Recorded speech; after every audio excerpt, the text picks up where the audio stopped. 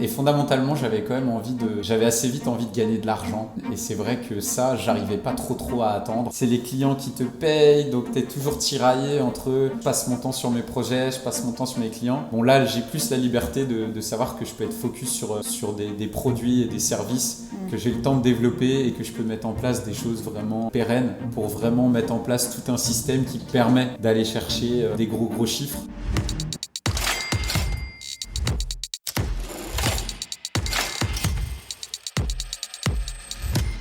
Salut les Free-Zoners.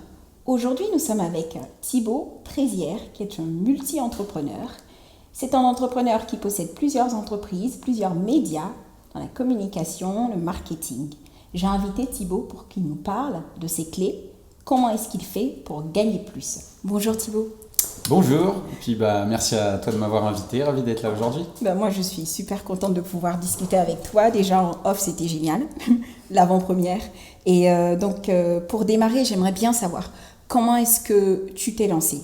Les origines, je sais que tu n'es pas passé par le salariat, mais comment ça a commencé? Qu'est-ce que tu as commencé par faire d'abord? Quels sont les premiers projets que tu as eus? Moi, j'ai commencé quand j'étais en troisième année d'école de commerce à Londres. À ce moment-là, en fait, j'étais dans un cursus pour devenir trader. Et il y a eu la crise financière au même moment. Et ce qui fait qu'en fait, toutes les entreprises ont gelé les recrutements à ce moment-là. Donc, d'un coup, mes perspectives se sont un peu envolées. Et je me suis posé un peu la question de ce que j'allais faire. Et j'avais fait plusieurs stages, du coup en première et en deuxième année d'école de commerce dans des entreprises, des stages souvent non rémunérés de 2 mois ou des stages un peu plus longs de 4 ou 6 mois. Et souvent j'avais eu des maîtres de stage qui m'avaient dit non mais toi Thibaut, tu bosseras jamais dans une boîte, tu seras entrepreneur.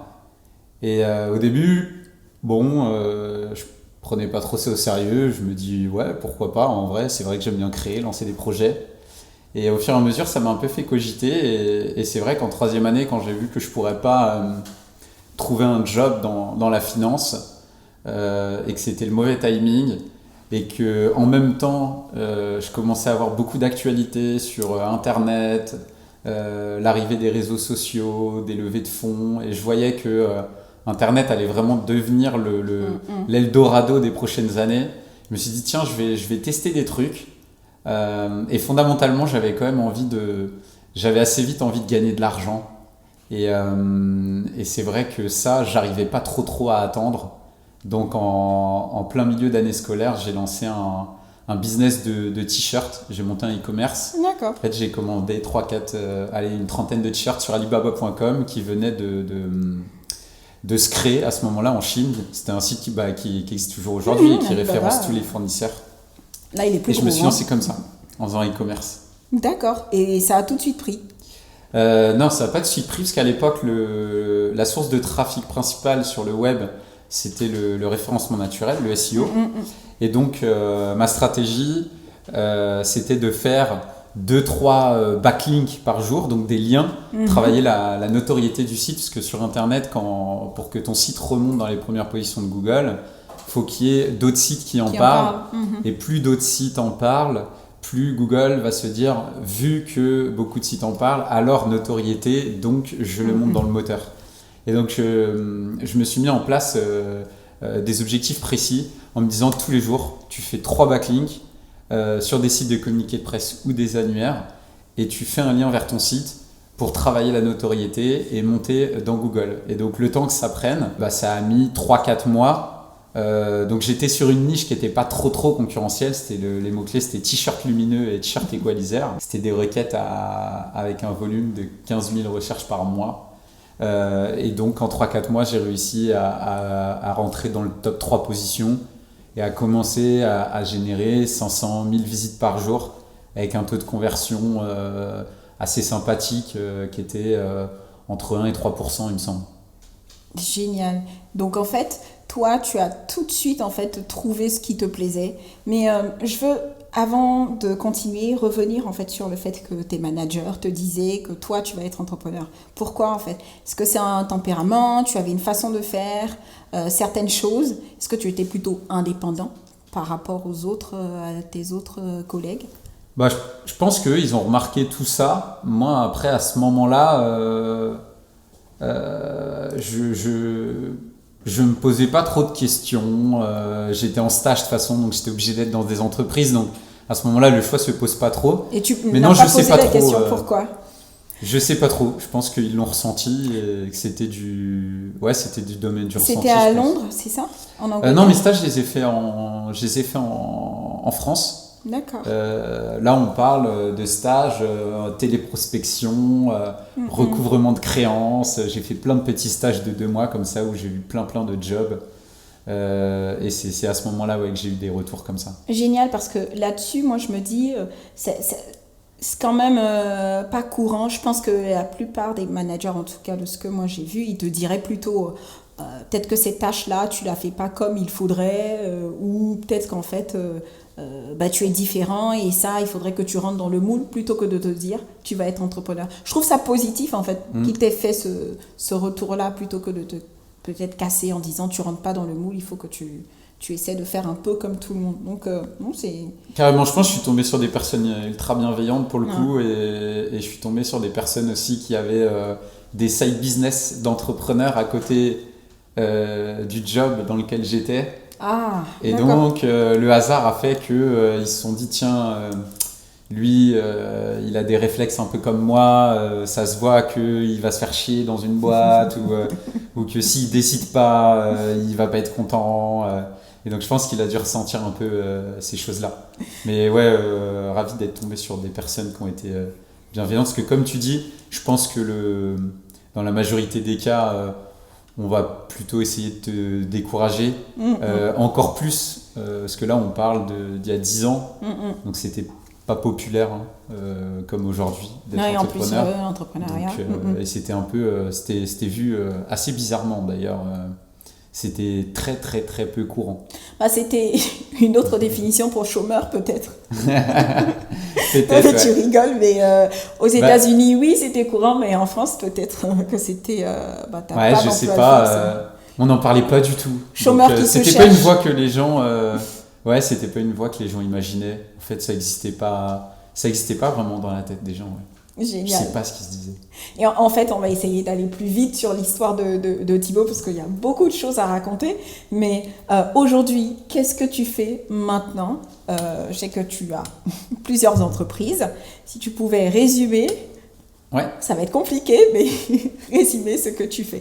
C'est vrai que moi, je suis un boulimique des projets. Donc, dès que j'ai une idée en tête ou que je vois des équipes intéressantes ou des jeunes qui ont la bonne équipe, les bonnes idées, je vais être tout de suite tenté de me dire j'ai envie de les accompagner, de leur donner des conseils, de tester des choses. Et c'est un peu comme ça que j'ai commencé à monter plusieurs sociétés.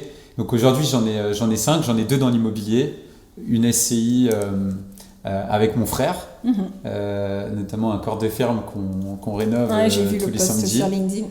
Donc ça, c'est projet passion et quand même argent beaucoup parce que c'est très rentable la rénovation. Super. Donc là, je suis un peu le stagiaire, c'est mon petit frère qui pilote un peu et qui a les grosses responsabilités, on va dire. Moi, je m'occupe plutôt de financer, de gérer les business plans, de gérer des relations, potentiellement des problèmes juridiques ou financiers, ou avec les banques GPSO, les permis, ou avec les banques, aller les convaincre.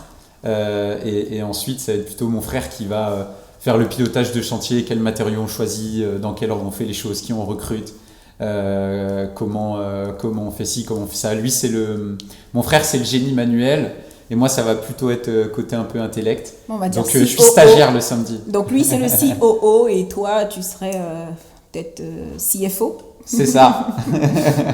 C'est un peu ça. À côté, j'ai une SCI de bureau qui notamment héberge mon agence. Ouais.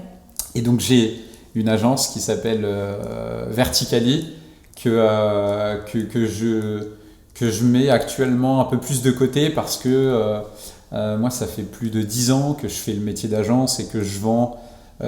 Historiquement, j'ai toujours eu 70% de mes revenus qui venaient de mes projets entrepreneuriaux et 30% de métier d'agence. Et donc l'agence, ça a toujours été un peu pour moi la vache à lait. Donc j'ai quelques clients qui payent très bien, je les sélectionne sur le volet.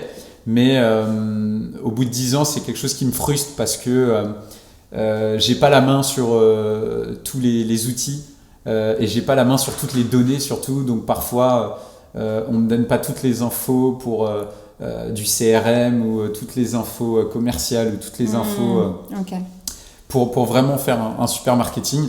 Donc c'est pour ça que maintenant, dernièrement, j'ai monté une filiale avec Reborn Media où là, je fais la bascule sur le product. Et le product étant un domaine qui coûte très cher et un domaine où tu peux te planter en ayant investi pas mal d'argent, etc. Je me suis dit que c'était intéressant de s'associer à un plus grand groupe qui a plus de profondeur en termes financiers pour laisser les choses venir et pouvoir vraiment faire des beaux business products en ayant le temps et en ne courant pas après l'argent. Parce que le problème quand tu es agence et quand tu es un petit entrepreneur, c'est que tu as tendance à vouloir lancer tes projets, mais c'est les clients qui te payent, donc tu es toujours tiraillé entre je passe mon temps sur mes projets, je passe mon temps sur mes clients. Bon, là, j'ai plus la liberté de savoir que je peux être focus sur des produits et des services que j'ai le temps de développer et que je peux mettre en place des choses vraiment pérennes pour vraiment mettre en place tout un système qui permet d'aller chercher des gros chiffres et de casser un peu le plafond de verre que je peux avoir avec ce sentiment moi un peu d'être bloqué. J'ai une facilité à lancer des business de 0 à 1, 2 millions mais je suis encore en recherche de toutes les bonnes méthodes pour aller chercher 10, 100 millions. Tu as parfaitement raison. Avant de revenir en fait sur le fait que tu fasses beaucoup de choses, je voudrais en fait parler de ton agence Verticali parce que du coup, les personnes, moi j'accompagne en fait des salariés qui veulent devenir des salariés de l'informatique, AMOA, business analyst, qui veulent devenir freelance. Je les accompagne en fait pour qu'ils fassent cette transition-là. Et la finalité pour eux, une fois qu'ils sont devenus freelance, ils peuvent créer des agences, des cabinets de conseil en recrutant. Et donc toi qui as passé 10 ans dans une agence, j'aimerais savoir comment tu as tenu ces 10 ans face aux aléas. Bien sûr, il y a eu le Covid derrière qui a freiné un petit peu, mais comment tu as tenu ces 10 ans-là de sorte à donner les clés, quelques pistes d'éléments pour que du coup, les personnes de la communauté qui, quand elles vont se lancer, en fait, puissent s'appuyer sur ces clés-là en fait, pour tenir aussi peut-être plus de 10 ans, j'espère. Moi, le principe que j'applique, c'est que j'essaye toujours d'être un early adopter et d'arriver vraiment au début des grandes vagues et des grandes tendances. Donc, je passe beaucoup de temps à analyser le marché, ce qui fonctionne et ce que je pense qui va devenir quelque chose de très intéressant dans les années à venir. Et j'essaye de créer des services autour de ces nouveaux sujets business. Donc typiquement, ce qui a fait le succès de mon agence, c'est que comme j'étais un des tout premiers à miser sur Facebook il y a un peu plus de 10 ans, en montant un énorme réseau de pages et en ayant plus de 20 millions de personnes qui me suivaient sur toutes ces pages thématiques, j'ai pu ensuite me présenter à des annonceurs comme étant un peu le boss de Facebook. Moi j'ai 20 millions de personnes qui me suivent, j'ai un média qui fait 500 000 visiteurs par jour, l'algorithme je le connais par cœur, donc en fait si vous voulez sous-traiter une stratégie Facebook à quelqu'un, venez chez moi. Et donc ça c'est vraiment Ensuite j'ai répliqué cette logique quand Facebook a sorti sa régie publicitaire. Je me suis mis à fond en me disant qu'il fallait que je sois très fort en Facebook Ads et que j'ai des gros hard skills là-dessus. Donc au début quand je me lance, je suis souvent sur un modèle affilié en fait, où je fais de l'affiliation, je me mets sur des plateformes d'affiliation, je m'inscris à un programme, là on te dit tu vas être payé 100 € à chaque fois que tu vas me ramener un client. Tu mets des liens de tracking pour pouvoir montrer à à ton client que c'est toi qui ramènes cette personne. Et une fois que sur une industrie, je vois que je fais du volume en affiliation, je vais commencer à aller chercher les clients en direct en disant regardez, moi, tous les jours, dans cette industrie, je génère, je sais pas, 20, 30, 50, 100 leads par jour. Ils ont telle qualité, ils ont tel taux de conversion en signature, en vente, en prise de rendez-vous via le call center. Et je vais leur dire, voilà, si vous voulez que j'alimente aussi votre flux de prospection, je peux assez rapidement activer et vous fournir en lead. Donc moi, j'ai beaucoup été sur le business, sur la partie agence. Donc vraiment early adopter. Et moi, je le vois en fait sur les dernières tendances là avec l'IA du coup.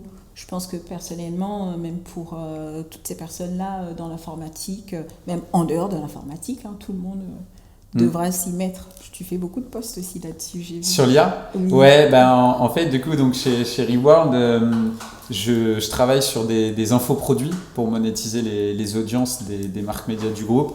Et donc, pour faire du coup ces infoproduits qui sont donc des formations, bien souvent, j'utilise beaucoup ChatGPT 4. Je l'utilise pour faire plein de choses.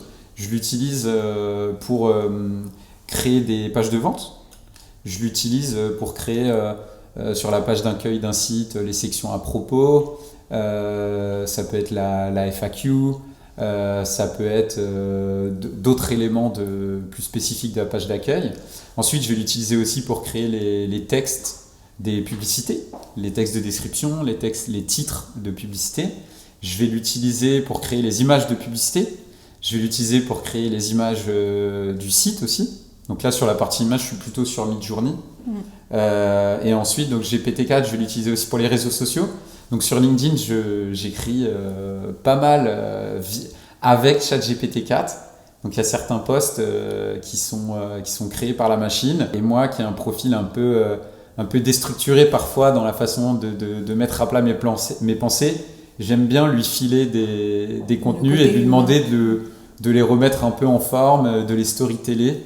Et donc je coécris quasiment tous mes contenus avec GPT-4 parce qu'en fait, quand tu fais du web marketing, finalement ton métier, ça n'est que créer du contenu de page de vente, contenu de pub, contenu pour le podcast, contenu pour les réseaux sociaux, contenu d'email, contenu pour faire du SMS marketing, contenu pour créer un email marketing. Donc finalement, GPT-4, c'est l'outil des webmarketeurs. Et donc si aujourd'hui tu veux faire du web marketing en ligne et tu ne prends pas l'habitude de tout faire avec ChatGPT, je pense que tu es déjà en train de prendre beaucoup de retard. Et donc là, en ayant été assez early sur ce truc-là, du coup, maintenant dans ma boîte, je vais aller former des équipes plus spécifiques qui sont sur des problématiques plutôt e-commerce ou affiliation ou d'autres problématiques et je vais ensuite transmettre ce savoir et pouvoir le diffuser. Génial. Et bon, toi tu l'as dit, en fait, la création de contenu, je comprends qu'en fait elle est très importante, mais c'est pas que pour les marketeurs, c'est honnêtement, là moi je le donne comme conseil à toutes les personnes que j'accompagne, que ce soit dans l'IT, toutes les personnes qui veulent devenir entrepreneurs ou même dans le salariat aussi, se créer du personal branding, se créer en fait son image avec du contenu grâce à la création de contenu, surtout sur LinkedIn, dans le milieu professionnel. Bien sûr, Instagram, on peut se créer une image un peu plus créative, mais sur LinkedIn, la création de contenu, elle est importante et je pense que tu seras d'accord avec moi. Après LinkedIn, c'est pas le plus simple d'utiliser l'IA pour créer des contenus pour LinkedIn avant d'arriver à faire des contenus LinkedIn en IA. J'ai dû tester un paquet de prompts et d'approches et pour moi l'IA c'est un outil qui va m'aider à construire mon post LinkedIn, mais à la fin il faut que tu repasses manuellement dessus, que tu mettes ta patte. Faut que tu mettes de l'humain, ouais. C'est assez difficile d'avoir un... Alors j'en ai créé des posts LinkedIn qui sont viraux et qui sont des posts écrits par GPT, mais ce qui marche le mieux, c'est d'aller les réécrire. Donc en fait, moi, ma méthode sur cette partie-là, moi, c'est que j'utilise beaucoup, depuis toujours, des frameworks qui sont souvent créés aux États-Unis. Et donc sur LinkedIn, tu as beaucoup d'outils qui existent et qui te partagent des frameworks de contenu qui cartonnent pour faire du reach, pour faire de l'engagement. Je les mets dans ChatGPT. Je leur donne ensuite le sujet que je veux traiter à côté de ce framework et je lui fais écrire un premier brouillon, un premier jet. Comme ça, tu n'as pas le syndrome de la page blanche. Voilà. Et tu peux démarrer. Tu sais, c'est toujours plus facile quand tu es en entreprise et de corriger quelqu'un d'autre. Voilà. Et donc, en fait, là, tu as l'impression de corriger un peu la machine. Et donc, c'est beaucoup plus simple de partir d'un modèle comme ça. Et on dit toujours que quand un entrepreneur, moi j'ai eu souvent ces remarques-là, tu fais beaucoup de choses. Et tout de suite, quand on a discuté, même pendant le networking, je me suis dit, ce gars-là fait beaucoup de choses. Quand j'ai vu ta page LinkedIn, je dis, il fait vraiment beaucoup de choses. Alors, comment tu gères ce genre de retour, de remarques aussi? Parce que ça ne doit pas être facile. Moi, pour l'avoir entendu, c'est pas facile quand on te dit tu fais beaucoup de choses. Surtout si tu te plantes sur une des choses, là, les personnes reviennent à la charge. Alors, comment tu gères en fait ce type de retour de critique, si je peux dire ainsi? Bah déjà, ça, c'est... ouais, je pense que c'est une mentalité. Et tu as des personnes qui vont être vraiment très focus, qui vont savoir se focus sur quelque chose et qui vont être très bons quand ils sont concentrés sur une thématique. Et tu as d'autres types de profils qui ont besoin d'être nourris par plein de projets parce que sinon, il n'y en a jamais un seul qui avance assez vite. Et donc, moi, je suis plus dans la team multi-projet, clairement. Et ça vient aussi du fait que j'aime bien agir un peu comme un VC, comme un investisseur, dans le sens où quand tu lances des projets sur le digital évoluant tellement vite. Entre le moment où tu as pensé ton projet, tu le mets en place, tu le lances, et au moment où tu fais les premiers euros, en fait, ça se trouve, le marché a complètement changé. Et donc, tu as de fortes chances de te planter quand tu lances quelque chose sur le digital. Donc, moi, j'ai toujours aimé en lancer plusieurs parce que j'ai pas d'investisseur derrière moi. Donc, si je me focus sur un projet et qu'il plante, comment je paye mon loyer, comment je paye mes charges, c'est pas possible. Donc, je me suis toujours rassuré en me disant que en lançant plein de projets en même temps, j'avais des chances qu'il y ait un de ces projets qui trouve son market fit, son marché, et qui, du coup, me permettent de rentrer du chiffre, ce qui compenserait en fait les pertes sur les autres projets que j'abandonne dans le temps. Et ça, du coup, c'est une condition quand tu fais plusieurs projets, c'est de ne pas trop s'attacher émotionnellement et de se dire que voilà, si tu as un projet qui te plaît moins mais qui fait de l'argent, tu vas arrêter quand même le projet qui te plaît plus et qui fait pas d'argent. Donc ça, c'est des décisions compliquées mais qu'il faut prendre. Et après, les retours des gens, je m'en fous. Ils ont qu'à dire ce qu'ils veulent. Moi, je suis bien comme ça. Non, mais c'est bien. C'est bien que mais parfois, quand ça vient de proches, ça peut être difficile surtout quand on se plante, on se dit mince, ils avaient peut-être raison, j'aurais dû me focuser. Parce que moi, personnellement, je faisais aussi toujours beaucoup de formations. C'est-à-dire, j'étais salariée, j'ai toujours été salariée avec un business à côté, un projet à côté, un blog à côté ou une formation à côté. En fait, okay. là même, j'ai mes entreprises et à côté, je vais faire un MBA. Et on me dit, mais pourquoi? Je dis, mais parce que je veux savoir ce que eux ils savent que je ne sais pas encore. Si ça se trouve, je ne détiens pas tant que je suis pas milliardaire, alors je considère que je ne connais pas tout. Mais voilà, en fait, on est toujours là à vouloir faire autre chose, à avoir plein de choses, travailler sur plein de sujets. Mais quand tu as des retours comme ça, une personne, deux personnes, parfois c'est pas facile d'encaisser. Mais non, c'est bien, tu as raison, il faut faut passer outre. Mais je partage ta boulimie de formation. Moi, je suis un peu pareil. La différence, c'est que je vais être plutôt autodidacte, parce que quand j'ai commencé dans le web, il n'y avait pas vraiment de formation pour le digital. Donc, j'ai pris historiquement l'habitude de me former sur YouTube, etc. Mais c'est pareil, tous les mois, j'ai envie de prendre la formation de telle personne que je vois qu'elle est hyper talentueuse. Et c'est ça. Et je pense que... Ouais, j'ai dû dépenser, je crois, près de 100 000 euros en 10 ans en formation. Et je pense que c'est une des clés pour progresser, se former en continu. D'autant plus quand tu es entrepreneur dans le digital et que moi, ce que j'ai pu observer, c'est que mon métier, historiquement, il a changé du tout au tout quasiment tous les 6 mois, 1 an. Donc, j'ai jamais fait le même métier en 10 ans. Et c'est ce qui fait que parfois, j'ai un peu du mal à comprendre les gens qui veulent pas se former et qui te disent ah bah oui, mais moi, je fais tel métier et puis maintenant, il n'y a plus d'embauche. Ouais, en fait, on s'en fout, t'en apprends un autre. Mais c'est ça. En fait, je partage totalement ton point de vue, hein, honnêtement. Je suis contente de cette interview là parce que je pense qu'on est alignés sur quelques points, en tout cas pas mal de points, sur la formation notamment. Et pour moi, il faut se former parce que les choses, elles changent. Je fais des formations corporate, donc de type MBA, mais je fais aussi beaucoup de formations, on va dire YouTube. YouTube, c'est... je consomme YouTube, mais à fond. Et je suis tout le temps à regarder les formations d'entrepreneurs, surtout de milliardaires. J'aime bien. Okay. Parce que du coup, je considère que ils ont vraiment compris beaucoup de choses. C'est quoi t'as des noms en tête? Grant Cardone, Jesse Itzler, ils ont des communautés. Ok. Jesse Itzler, il a une communauté BYLR.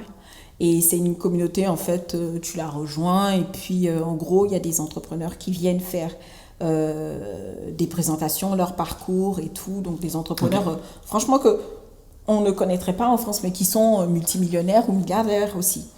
Et ils font aussi beaucoup sur le mindset, le sport. Jesse Itzler, il est à fond sur le sport. Donc, c'est vraiment sport, mindset et business. Et puis, Grant Cardone, il est sur la vente, l'argent. Ouais, je vois l'immobilier aussi, lui, beaucoup. Oui. Ouais. Il est en gros, mais c'est génial. Voilà, moi, je regarde des descriptions de formation comme des menus, tu vois. Les gens, ils regarderaient la pizza, ils vont saliver, moi. Je suis pareil. Moi, je suis beaucoup Russell Brunson sur les tunnels de vente. Oui, ça, c'est vraiment mon truc. Grant Cardone travaille avec lui. J'ai son bouquin sur mon bureau toute la journée. Grant Cardone travaille avec lui et justement, ils ont fait une formation ensemble sur les tunnels de vente, marketing et tout ça. Ouais, que je suis ça beaucoup. J'adore. Ouais, génial. J'aimerais savoir aussi, du coup, qu'est-ce que tu penses, du coup, des routines? Parce qu'il y a plusieurs écoles, hein. Bon, il y en a 2, en vrai. Il y a ceux qui font les routines et ceux qui se disent que ça sert à rien, il faut foncer. Dans quelle équipe es-tu? Attention à ta réponse. Non, je suis de plus en plus sur les routines. En fait, quand j'ai commencé, j'étais plus il faut foncer, pas de routine, on y va, on défriche, on est un peu freestyle. Et plus les années passent et plus j'ai tendance à m'imposer des routines parce que forcément, multiplier les projets et la charge mentale, ça te force en fait à mettre en place des routines. Quand tu n'en mets pas en place, tu prends des portes, soit parce que d'un coup tu te réveilles le lundi matin et t'as plus aucune motif parce qu'en fait t'as trop bossé pendant des mois et t'as pas eu une hygiène de vie plus de carburant aussi assez bonne, assez structurante, et donc tu te rends compte qu'en fait ça peut pas tenir, et donc à force de prendre un peu des red flags, que ce soit ton corps qui se bloque ou ça peut être aussi ça peut être physique, mal de dos, t'es trop assis sur une chaise, tu vois, ce genre de trucs. À force de vivre ces choses-là, tu commences à mettre en place des routines, et maintenant j'essaye de m'imposer une routine assez stricte avec notamment de l'escalade dès le matin, des temps pour faire traiter mes mails, des temps pour faire du coup mes posts sur les réseaux sociaux, des plages de deep work. Je suis au moins à peu près sur 3 heures de deep work le matin, 3 heures de deep work l'après-midi, voire 4 heures parfois. Je me mets aussi un slot vraiment veille, outils. J'adore tester des outils.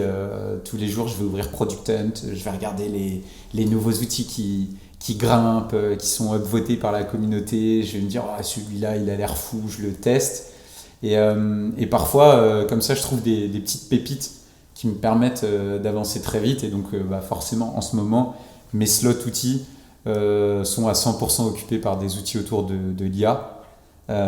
Et ensuite, le soir, j'essaie d'avoir un gros moment de décompression avec ma femme où pendant 1 heure, 2 heures, on échange, on travaille vraiment pas.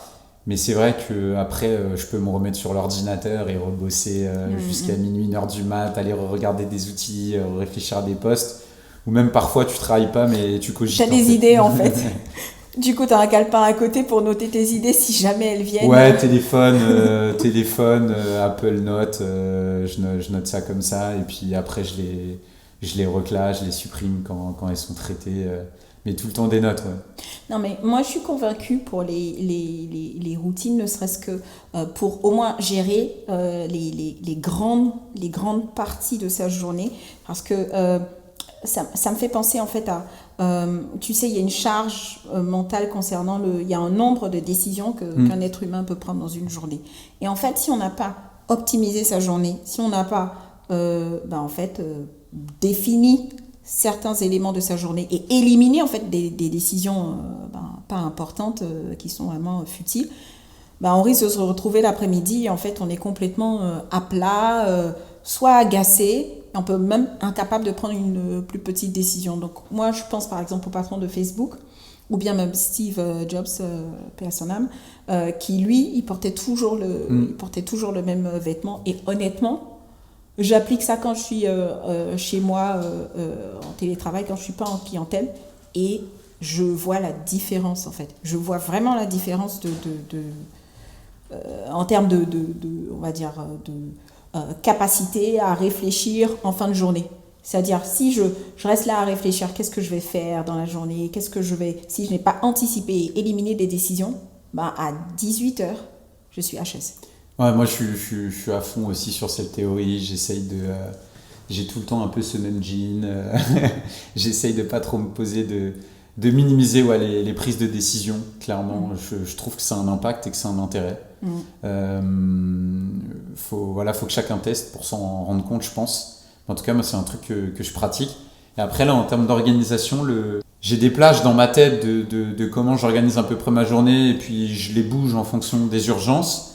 Mais j'hésite à passer encore peut-être dans le step un peu au-dessus où là j'inscris les slots dans mon agenda et après tu arrives et ta journée elle est vraiment codifiée dans ton agenda du matin au soir. Mais je sais pas encore si c'est un modèle qui va me convenir. Donc je vois que dans les grosses boîtes c'est beaucoup time sloté où vraiment tu vois les agendas des grands décisionnaires, c'est toute la journée, tu as vraiment des slots. J'essaye de trouver ma méthode. Je regarde, je teste. Moi, je vais peut-être me faire un petit défi 30 jours. C'est un truc que j'aime bien. Peut-être pendant 30 jours de mettre tous mes slots dans l'agenda. Mais j'avoue que... Pas forcément tous les slots, mais les slots importants parce que c'était une phrase, je ne sais plus, c'était un entrepreneur il y a très longtemps quand je commençais à me former qui disait si tu ne t'occupes pas de ton temps, les autres vont le prendre. Et en fait, moi, j'ai commencé en tant que salarié, j'étais méticuleuse sur mon temps, c'est-à-dire que j'avais mes temps de travail en tant que salarié, un temps de travail perso. C'est-à-dire, on ne me cale pas de réunion sur ces temps et c'est indiscutable parce que j'avais mes charges et non, on ne va pas me coller de réunion sur ces temps. Et honnêtement, je gagnais 2 heures. Ouais, clairement, c'est important. Ouais, 2 heures par jour. Donc, j'avais 2 heures pour me former ou avancer la semaine. Parfois, quand je décidais d'avancer la semaine, en fait, ça faisait que du coup, j'avais toujours mon vendredi après-midi parce que du coup, j'ai tout avancé. Mon vendredi après-midi, je planifiais la semaine qui suivait et en fait, je pouvais me former. Ouais, il faut bloquer ces moments-là. Il faut bloquer parce que sinon, en fait, d'autres personnes vont les prendre. Ne serait-ce que ce que tu appelles les deep work.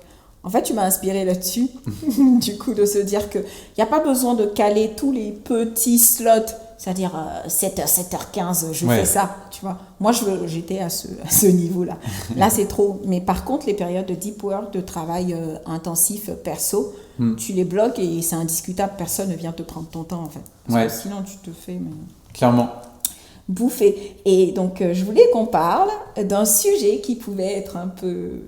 tranché et tranchant, parce que du coup sur LinkedIn on voit des entrepreneurs, il y a la famille de ceux qui vont à Dubaï, il y a la famille de ceux qui restent en France Et il y a la famille de ceux qui sont partis à Dubaï et qui reviennent. Alors toi, quel est ton avis là-dessus? Est-ce que tu es un entrepreneur qui n'est pas encore parti à Dubaï? Je ne suis pas encore parti à Dubaï, non. Donc je ne connais pas la ville. Donc déjà, c'est un peu compliqué de réagir. Après, on m'en parle. Je connais des gens qui y vont. Je suis pas un avis spécifique, en fait. Si t'es un... je pense juste que ça peut pas devenir le modèle unique, en fait. Mon avis, c'est que à un moment donné, j'avais quand même l'impression que pour beaucoup de jeunes en France, c'était le modèle de réussite qui était un peu trop, je trouve, réducteur, dans le sens où tout le monde me disait du coup, pour réussir, faut que je parte à Dubaï, faut que je quitte ma famille, faut que je quitte mes potes, et en gros, faut que j'aille là-bas seul, sans connaître personne. Et moi, je me disais, mais tu vas te faire chier. Comment tu vas être motivé en arrivant comme ça dans une ville avec une culture qui n'est pas du tout la tienne, en connaissant personne. Et je trouvais ça assez étrange. Après, je pense que beaucoup de jeunes qui ont peut-être un entourage nocif parfois, ils n'arrivent pas trop à s'en séparer.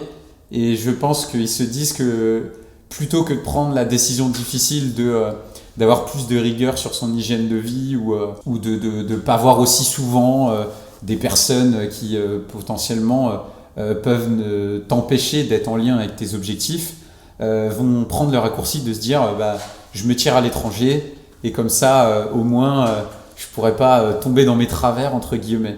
Et donc je pense que tu as beaucoup cette idée-là. Mais après, si pour la personne, finalement, c'est une bonne solution et qu'il a envie de découvrir un autre pays. Moi, j'ai voyagé étant jeune, j'ai été à Londres, j'ai étudié aussi en Irlande, j'ai été beaucoup aux États-Unis. Donc, je pense que quand tu es jeune, il faut voyager, ça t'ouvre l'esprit, ça te montre d'autres choses. Et je pense aussi que il y a un intérêt pour la création de contenu. C'est-à-dire que j'ai remarqué que quand tu voyages, tu es dans un mindset où ton esprit découvre les choses, il découvre les paysages, il découvre de nouvelles cultures, de nouvelles personnes. Et je trouve que ça stimule la créativité. Donc si tu pars pour t'entourer d'un entourage qui serait toxique pour toi et pour t'ouvrir l'esprit, et pour mieux créer parce que tu veux miser sur le personal branding, ou alors que un groupe d'entrepreneurs dans tel pays te motive quand tu regardes leurs vidéos et ça te crée de l'émulation, vas-y. Par contre, quand j'entends d'autres jeunes qui me disent ouais, moi je vais partir parce que je vais monter un business, et en France, Thibaut, monter un business avec les impôts, ça va être la merde, ça va pas le faire, je vais jamais gagner d'argent. Alors ça, par contre, je comprends pas. D'accord. Non, mais les impôts, en vrai, les impôts, le fait d'avoir les 30% de charges, après ça dépend vraiment de ce que tu choisis comme structure juridique. En fait, pour certains, et plus la TVA, pour certains, c'est trop. Et donc, du coup, pour eux, en fait, Dubaï, c'est un réel avantage, tu vois. Par exemple, là, moi, c'est vrai que personnellement, je suis dans le mindset que la TVA, en fait, la TVA, elle ne m'appartient pas, je la collecte, tu vois. 26 000, peu importe, allez, il y a 4 000 pour les impôts, et moi, j'ai les 2 000. En fait, si, ça, c'est clair dans ma tête, mais pour d'autres, c'est les 26 000, ils ont gagné. Ouais. Et donc, dans ce cas-là, du coup, de donner déjà 4 000, ça leur fait mal. Puis, ensuite, ils doivent enlever les impôts, tu vois. Donc, en vrai, cette réflexion les pousse, en fait, à aller à Dubaï, où ils auront la totalité du pactole pour eux. Qu'est-ce que toi, tu pensais? Peut-être que toi, tu as des solutions aussi pour optimiser. Moi, j'ai mes stratégies pour optimiser. Et puis, je suis en paix avec le fait de payer des impôts. Après, si elles sont moindres, c'est toujours mieux. Mais je suis en paix. Tu gagnes beaucoup, tu payes beaucoup. Je pense que c'est... voilà. Il faut être à l'aise avec le fait de gagner beaucoup et payer les impôts. Par contre, toi, qu'est-ce que tu en penses, en fait, sur les impôts en France? Vu que toi, tu as gagné, on va dire, de beaucoup plus grosses sommes. Alors, qu'est-ce que tu en penses? Déjà, je pense que partir pour payer moins d'impôts, c'est une connerie. Ça peut pas être la raison principale de quitter ton pays, il faut que tu aies d'autres envies qui peuvent être justifiables, on a parlé juste avant. Mais en tout cas, juste pour ne pas payer d'impôts, je trouve ça débile. Après, je pense qu'il y a beaucoup de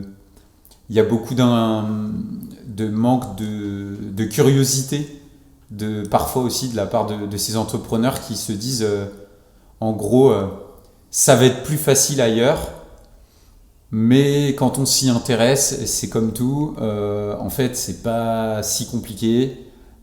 Tu peux apprendre d'autres personnes si tu préfères apprendre par transmission de savoir. Tu as tous les outils de l'État maintenant qui ont vachement évolué depuis 5-6 ans, où tu as beaucoup de simulateurs en ligne, tu as des URSSAF qui sont assez dispo au téléphone, en échange mail, etc. Donc l'info, tu peux la trouver. Ensuite, sur la partie cotisation sociale, généralement, si tu démarres, tu ne payes pas des salaires à 6 000 balles. Donc en France, quand tu payes un bas salaire et que tu démarres en tant qu'entrepreneur, tu vas peut-être payer quelqu'un au SMIC ou à 1 500 euros ou à 1 600 euros. Ça dépend des métiers. Ça dépend des métiers. Parce qu'en tant que consultant, un salaire, il est à 3. Si tu as une personne à 3 000... Ouais, là pour le coup, c'est un peu différent. Moi, c'est vrai que du coup, là, je parle plutôt de la personne qui démarre, parce que je pense que cette décision de partir à Dubaï, je la vois beaucoup sur des entrepreneurs qui sortent de l'école. C'est pas 20 000, c'est pas... Après, quand tu es une femme, des enfants, que tu es installé, tu te poses un peu moins la question d'aller à Dubaï. En tout cas, pour les cotisations sociales, déjà, en fonction des gens que tu embauches, déjà, c'est pas les mêmes règles pour tout le monde. Comme tu dis, si tu es dans un business qui a besoin d'embaucher des personnes à 3 ou 4 000 euros, oui, tu vas payer beaucoup de charges sociales, tu seras potentiellement sur des cadres. Non, mais après, le revenu après, aussi sur des bas salaires, sur un salaire à 1 500 euros, en France, tu vas être à 1 800 de charges, 1 900, tu es dans un pays où c'est très très bas. Donc, en fait, tu as peu de charges sociales sur les bas salaires en France. Ensuite, tu as beaucoup d'aides. Tu peux compenser les charges sociales des salaires par des excellents stagiaires, par exemple, qui vont pas coûter une fortune et qui peuvent être, des stagiaires de Master 2 qui peuvent être là 6 mois dans ta boîte, qui peuvent t'apporter énormément et que tu vas pas payer tant que ça et pour lesquels tu as des aides. Tu as beaucoup d'aides pour les alternants. Donc en fait, je vois pas la charge sociale je vois pas juste la charge sociale sur le salaire, parce qu'en fait c'est réducteur. Derrière, tu vas aussi profiter de plein d'autres choses. Donc je le vois surtout comme un ensemble. Après, moi, j'utilise le fait de répartir... moi, j'utilise la holding parce que comme je suis un multi-entrepreneur, en fait, quand j'ai de l'argent, je ne me la verse pas en salaire. Donc moi, personnellement, je vais assez régulièrement me verser, entre 30 et 50 000 euros par an. Donc, in fine, je vais payer au total, 8, 9%, 12% d'impôts par an, ce qui est ridicule. Et en fait, le reste, la plupart du temps, je le réinvestis. Dans des formations, ça peut être dans plein de choses que tu peux le réinvestir dans plein de choses, des événements networking, surtout en toi, ou tu peux le réinvestir aussi dans l'immobilier. Et moi, le fait que déjà, pourquoi je partirais pas à Dubaï, c'est aussi que j'ai une stratégie moi qui est beaucoup sur les effets de levier. Et ce qu'il faut voir, c'est que ces personnes qui sont à Dubaï, quand tu pars, t'es plus lié à une institution financière, une banque, qui va te suivre pendant des années et qui va te faire confiance pour te prêter de l'argent quand tu auras des projets plus ambitieux. Et donc typiquement, ça m'est arrivé certaines années de payer énormément de TVA. Et je sais pas, tu vas payer en tout sur l'année, entre la TVA et les impôts, tu vas peut-être payer 200 000 euros. Mais grâce à ces 200 000 euros que tu as cotisés, tu vas pouvoir emprunter une somme peut-être de 1 ou 1 million, 1,5 million sur un bien immobilier. Et finalement, ensuite, gagner de manière passive pendant 20 ans énormément plus d'argent que les impôts que tu as payés. Puisque si par exemple, tu as emprunté sur un bien immobilier à 1 million et que ça prend 5% par an, tu te fais virtuellement 50 000 euros tous les ans. Et donc en fait, si tu gardes ton bien immobilier 20 ans, à la fin des 20 ans, le bien immobilier t'aura rapporté 1 million d'euros. Et donc finalement, au départ, ça t'aura coûté 200 000 euros de TVA et d'impôts. Donc en fait, je ne regarde pas ce qu'on paye, je regarde comment le système il est fait d'une telle façon, je ne vais pas le changer de toute manière. Et ce que je regarde, c'est comment je peux profiter de ce système. Et quand je déclare du coup beaucoup de revenus ou que je paye beaucoup de TVA, je me dis tout de suite, il faut que tu ailles faire de l'immobilier parce que c'est comme ça qu'en France, tu vas te rattraper et tu vas justement compenser très très largement cet impôt. Et donc ça marche plutôt bien. Et ensuite, une fois que tu as répété 2-3 opérations et que la banque voit que tu es sérieux, et si tu restes dans ta même banque 5, 7 ans, 8 ans, et que tu communiques de manière transparente avec elle quand tu as des galères ou quand tu as besoin de trésor ou tu le communiques sur ton PNL, tes prévisions de chiffre d'affaires, et elle voit que tu es quelqu'un de sérieux, tu n'auras jamais aucune problématique pour emprunter de l'argent. Donc pour moi, le sujet, c'est si tu restes dans le système, comment tu profites du système. Et ça, des solutions, il y en a énormément. Et la dernière raison, c'est que moi, pour le coup, j'ai pas du tout envie de quitter mes copains et ma famille, parce que mon entourage, pour moi, il est plutôt très bénéfique. Et donc, je me vois pas vraiment m'isoler à l'autre bout du monde et sortir un peu de ce cocon que j'ai construit avec une bande d'amis. Et donc moi, ça fait vraiment partie de mon équilibre et de ce qui fait que je me sens bien et que je peux lancer des projets en ayant la pêche. Excellent. Donc là, on se rend compte qu'en fait, il y a des stratégies pour pouvoir optimiser en tout cas sa fiscalité en France et s'en sortir réellement. En tout cas, pour celles qui sont intéressées, vous pouvez vous rapprocher de Thibio ou de moi, parce que je le vis et c'est ce que je paye des impôts et honnêtement, je m'en sors jusqu'à présent. Voilà Thibaut. Pour terminer, je voulais conclure sur ton ambition et un dernier conseil, un dernier mot pour la communauté. Mon ambition. Alors tu pensais que je voulais être milliardaire donc c'est raté, tu t'es trompé. Non, mon ambition, ce serait plutôt justement d'avoir une slow life à la campagne avec ma femme, des enfants, mes amis, et puis de gagner ma vie en créant du contenu, en transmettant ce que je sais faire, et en ayant aussi des business, du coup plutôt des business scalables, avec potentiellement pas trop de monde à gérer, et puis pourquoi pas beaucoup d'argent pour mettre des tickets dans des petites startups à droite à gauche depuis ma campagne, donc entrepreneur de campagne. Et tu attends quoi ? Pour l'instant, je suis encore je me donne encore le temps. Tu aimes trop la vie, en fait. Je me donne encore le temps d'aller dans cette étape, parce que pour moi, c'est un peu le final goal. Donc, j'attends d'avoir des enfants, je pense, pour acheter une maison, avoir un jardin. Pour le moment, comme je suis jeune, je continue d'habiter proche de Paris pour pouvoir prendre l'avion, voyager, être à l'aéroport en 15 minutes.